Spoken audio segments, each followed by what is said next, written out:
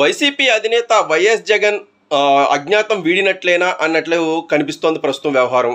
తరచుగా ఆయన ప్రజల్లో తిరుగుతూ ప్రస్తుతం గేరు మార్చినట్లయితే కనిపిస్తోంది. వల్లభనేని వంశీ అరెస్టు తర్వాత ఆయన పరామర్శించడానికి వెళ్ళిన జగన్ తర్వాత రోజే గుంటూరు మిర్చి రైతుల ధరలు పెంపుకు సంబంధించి వాళ్ళని కలిశారు, వాళ్ళ దగ్గరికి వెళ్ళారు. అలాగే వెంటనే కూడా పాలకొండ వెళ్ళారు. ఈరోజైతే పాలకొండ వెళ్ళి అక్కడ మరణించిన దివంగత వైఎస్ఆర్సీపీ నేత రాజశేఖరంకి అయితే అంజలి ఘటించారు. సో ఇలా తరచుగా వైఎస్ జగన్ ఎన్నికల తర్వాత 2024 ఎన్నికల తర్వాత జనంలో ఉండడం అయితే ఇదే తొలిసారని చెప్పొచ్చు. వరుసగా ఆయన జనంలో ఉంటున్న విషయాన్ని అయితే వైసీపీ నేతలు కానీ కార్యకర్తలు కానీ స్వాగతిస్తున్నారు. ఇదే గేర్ను కొనసాగిస్తే కనుక ఖచ్చితంగా వైసీపీకి మళ్ళీ పూర్వ ప్రాభవం దక్కుతుంది, ఖచ్చితంగా వైసీపీ మళ్ళీ మంచి రోజులు వస్తాయని అయితే ప్రతి ఒక్కరూ భావిస్తున్నారు. సో ఇది చూడాలి, మరి జగన్ గారు ఇదే టెంపోను కొనసాగిస్తారా లేదని చూడాలి మరి.